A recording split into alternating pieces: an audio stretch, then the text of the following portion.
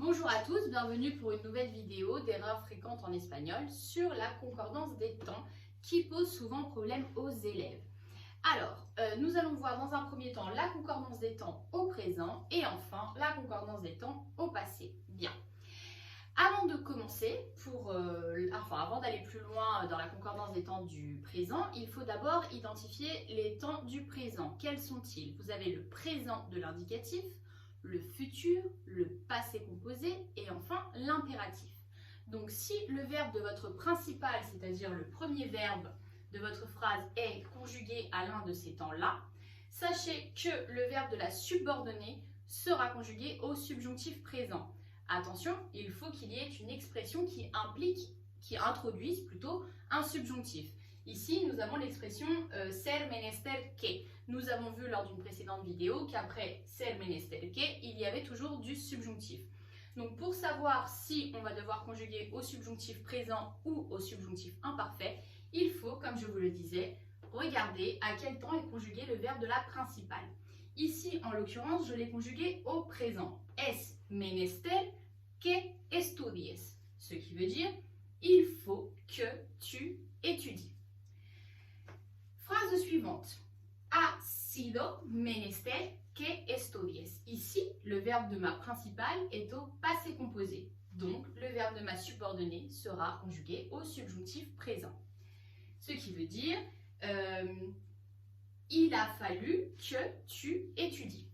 Phrase suivante. Será menester que estudies. Ici, le verbe de ma principale est conjugué au futur. Donc, le verbe de ma subordonnée sera conjugué au subjonctif présent. Cette phrase signifie « il faudra que tu étudies ». Et enfin, un exemple avec l'impératif « dile que venga ». Dis-lui qu'il ou qu'elle vienne. Ici, le verbe de la principale est à l'impératif, donc nous aurons notre subordonné au subjonctif présent. Un petit rappel concernant les terminaisons du subjonctif présent. Sachez que les terminaisons s'inversent. J'explique. Les verbes en AR tels que hablar se termineront par un E. Exemple, hablar, hable, hables, hable, hablemos, habléis, hablen.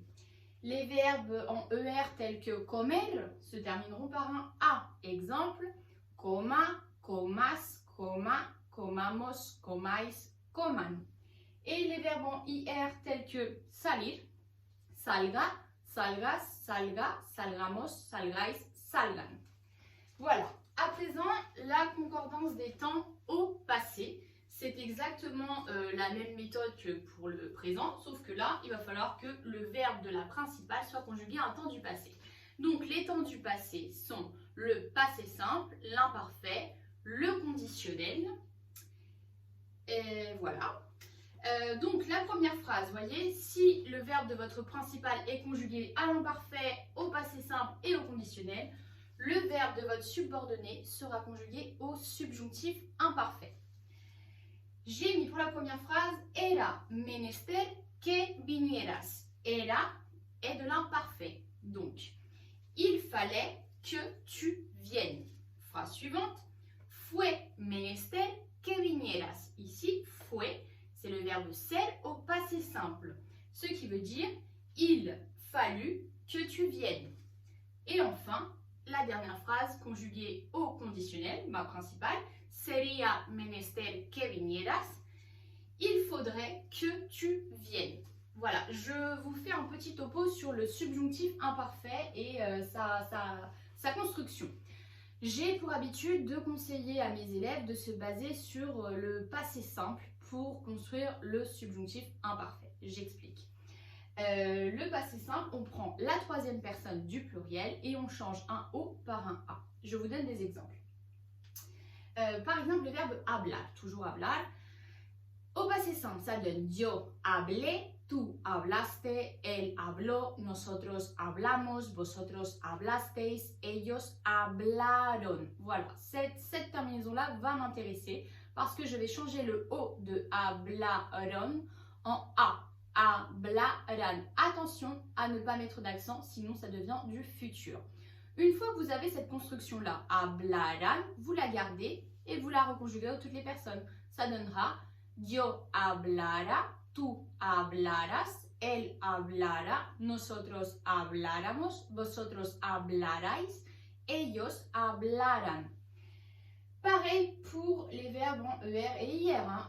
Exemple en ER avec comer, on reprend le passé simple, yo comí, tú comiste, él comió, nosotros comimos, vosotros comisteis, ellos comieron. On garde comieron, on enlève le O et on le remplace par un A. Comieran. Et on a notre base.